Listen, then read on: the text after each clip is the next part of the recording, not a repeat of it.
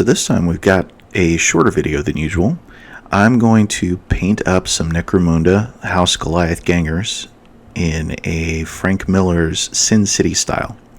Now I got inspiration for this because I'm actually I'm quite a fan of the comics and the movie, and I kind of, every time I look at the Goliath gangers, they kind of remind me of Marv. You know, that big, blocky, kind of beefy guy. Doesn't really care about smacking somebody in the face or getting smacked. So I figured, why don't I try painting up some Goliath gangers like that? So the first step was to dry brush white over top of this particular paint job. Now, this is airbrushed, but you can do it slap chop as well. It's perfectly fine to do it either way. I did a dry brush of a white over top just to make the highlights pop. And now here, I'm just picking out a few important details that I feel should be red. And the key to this, to make it pop and not to overdo it, is to pick one or two details per section. And by per section, what I mean is, for instance, the weapons, right?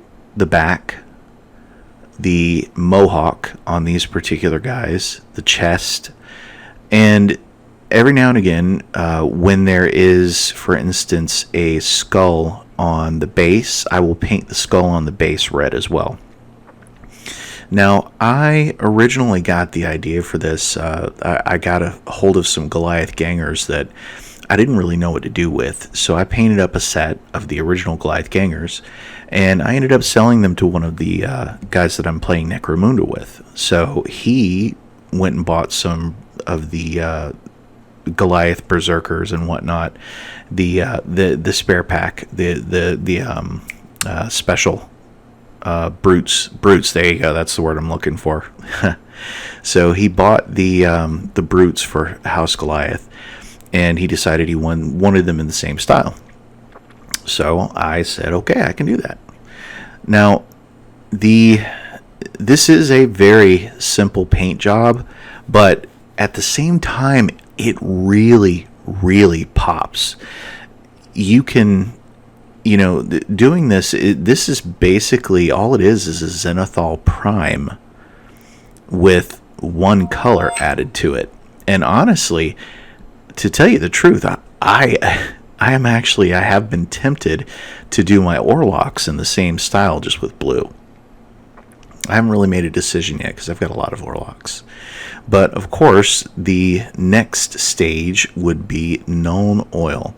Now with the Nuln Oil, you definitely want to be careful. You don't want to let it pool too heavy in any area, just like when you're doing it with any other model.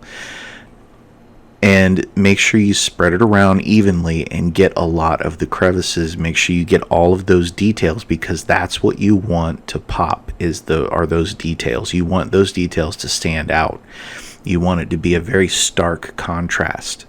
Now you could additionally go back and you could also do another dry brush of a really light dry brush of white over top, but I personally like my Necromunda stuff a little more grimdark, a little grimy, so I left them with just the Nuln Oil. And honestly, I think they look amazing. The last step, of course, is to paint the base. So with all of that being said, quick simple paint job. Hope you like it. Anyway, please like and subscribe, and feel free to join me on Patreon and or Discord. Make sure you hit the bell button if you want to get updates. So thank you for watching, and I really appreciate it.